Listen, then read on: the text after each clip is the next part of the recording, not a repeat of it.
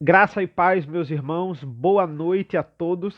Estamos aqui no nosso segundo dia comigo aqui e a semana está apenas começando, não é? Nós temos aí vários pastores que vão falar para os irmãos e como eu fiz ontem, hoje eu vou mostrar a segunda parte desse estudo que eu fiz no ano passado, referente a ofertas, lá em 2 Coríntios capítulo 9 e nós vamos meditar agora na segunda parte desse estudo. A primeira parte foi rodada aí para vocês, foi liberada para vocês ontem, certo? E agora vamos orar e iniciar esta última, segunda e última parte desse estudo que eu vou colocar logo mais depois que eu orar aqui numa edição que eu vou fazer, tá bom?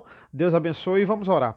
Senhor nosso Deus, nosso Pai, nós te agradecemos ricamente por essa reunião aqui na tua presença, onde nós temos a oportunidade de mais uma vez meditarmos na tua palavra. Esteja conosco, aplica em nossas vidas e nos guia, Senhor, nos guia para o teu alvo, para te agradar à luz da palavra de Deus, esse grande presente, esse grande ato de graça e misericórdia que o Senhor deixou para todos nós.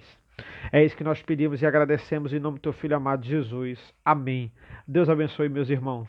E aqui ele vai dizendo, ele vai ligar aqui esse ponto para o versículo 6. Esse versículo é bastante famoso, porque ele vai dizer assim: e isto afirmo, aquele que semeia pouco, pouco também ceifará, e o que semeia com fartura, com abundância também ceifará.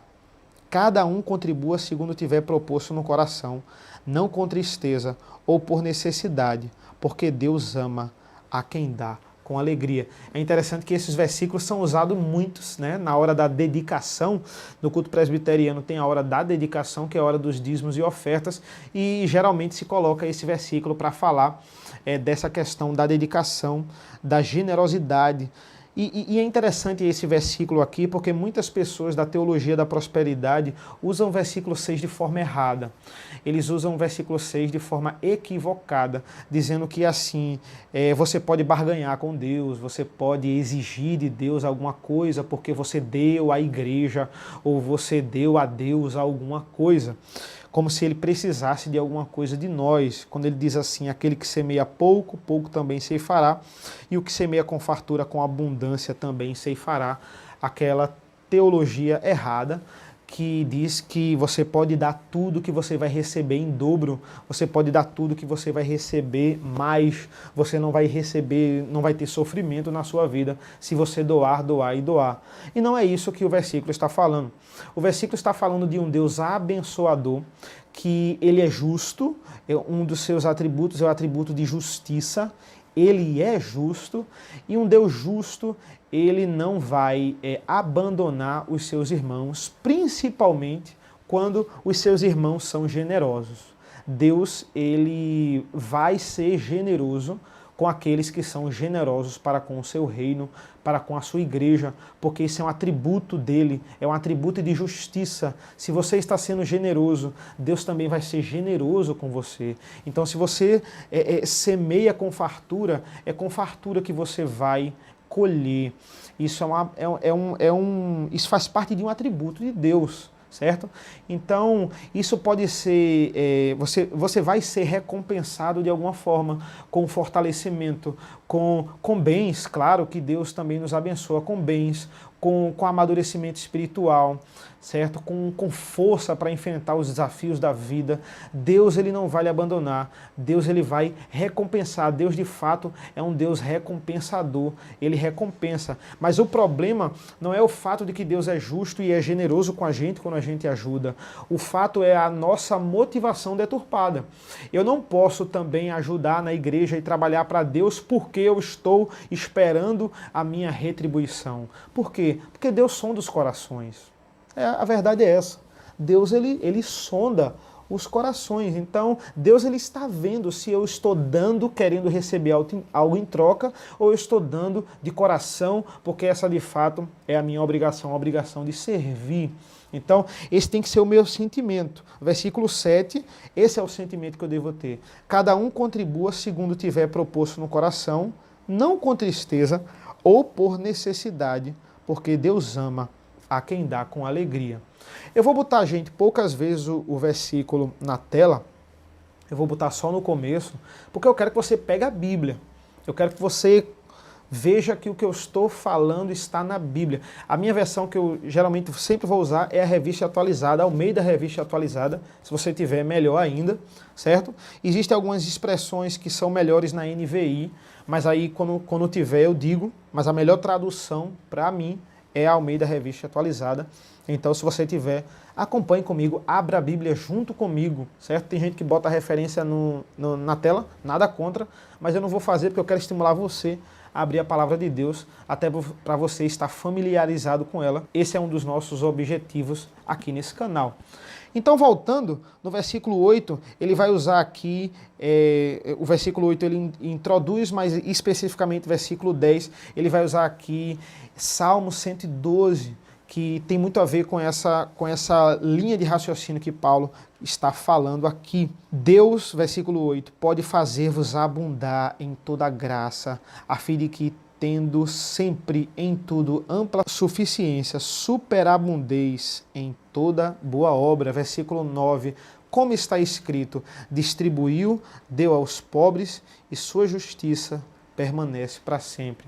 Essa é a característica do crente, que é generoso. E isso nos mostra o quanto é incompatível um crente não pensar no próximo. Nós temos que trabalhar isso no nosso coração. Nós temos que cada vez estar treinando isso no nosso coração, porque é incompatível eu ser crente e eu não querer saber nada da vida do próximo, eu não querer saber como o próximo está. E isso remete um pouco à comunhão dos santos. Por quê? Porque a comunhão dos santos, ela visa isso. Existem igrejas hoje que elas só vivem de eventos. Nada contra os eventos. Mas os eventos devem ser a consequência da nossa comunhão e não a causa dela. A causa da comunhão é como você está, meu irmão. A causa da comunhão é como é que está a sua vida, como é que eu posso lhe ajudar na sua vida espiritual. Essa é a causa da comunhão. Os eventos são importantes, mas eles são a consequência da comunhão.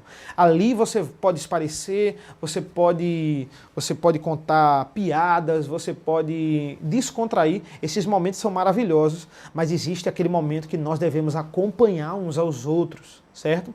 E a igreja, existem igrejas que elas só se concentram em eventos. Ela acha que a comunhão só vai ser gerada nos eventos, quando não. É a vivência, é a igreja como um corpo, a igreja como família ali reunida, cada um ajudando o outro. Isso é de fato comunhão.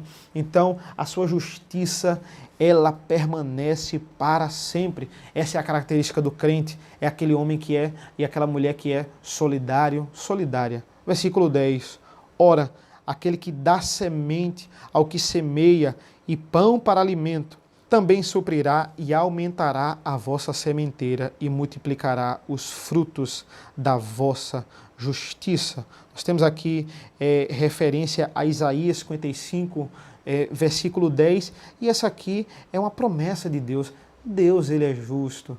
Deus, ele vai multiplicar os frutos da vossa justiça.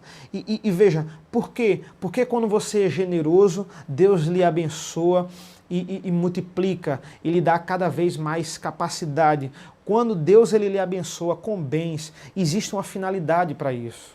E a finalidade é o que ele vai falar no versículo 5, não é a avareza, não é o acúmulo exacerbado de capital. Nada contra você ter a sua poupança, nada contra você poupar. O problema é você não ajudar o próximo. Isso sim é pecado, isso sim é contra a palavra de Deus. Porque veja a finalidade no versículo 11, enriquecendo-vos em tudo para toda generosidade, a qual faz que, por nosso intermédio, sejam atribuídas graças a Deus. Deus nos dá esses bens para nós ajudarmos ao próximo, para sermos generosos.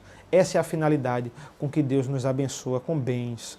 As pessoas perguntam muito assim, por que existe tanta pobreza no mundo? Por que Deus permite isso, tanta pobreza? Não, Deus dá capacidade a uns e Ele toca no coração de uns para ajudar os outros. Essa é a finalidade. A culpa não é de Deus porque existe pobreza, a culpa é da humanidade que é corrupta, a culpa é da humanidade que é avarenta. A culpa é do pecado, do nosso pecado. E nós temos que melhorar contra isso. Temos que ser generosos. Temos que cuidar da nossa igreja, temos que ofertar para a nossa igreja, dar o dízimo, dar ofertas e muito mais, dar o seu tempo, dar o seu trabalho, dar a sua dedicação, não sermos avarentos. Isso é fundamental. Deus nos dá bens para sermos generosos, para trabalharmos para Ele, para usarmos para o louvor da sua glória. Vão ser atribuídas graças a Deus, é o que diz o versículo 11. Veja o 12, porque o serviço dessa assistência não só supre a necessidade dos santos, mas também redunda em muitas graças a Deus. O que é que ia acontecer com aqueles irmãos de Jerusalém que iam receber as ofertas dos coríntios, dos macedônios? Eles iam render graças a Deus. O nome de Deus ia ser glorificado nas orações do povo de Jerusalém.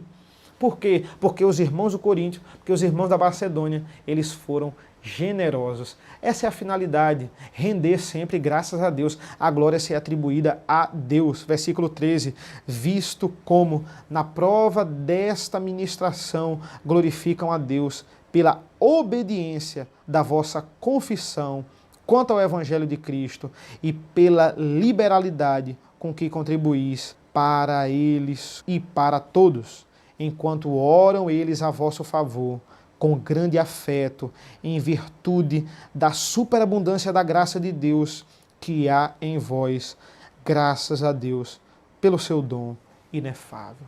Então, o que nós temos aqui, meus irmãos, meus amigos que acompanham esse canal, nós temos aqui a consequência da generosidade. A consequência da generosidade são orações que rendem graças a Deus, são orações de agradecimento porque nós doamos, porque nós ofertamos, porque nós somos generosos dentro da igreja. E isso não tem preço.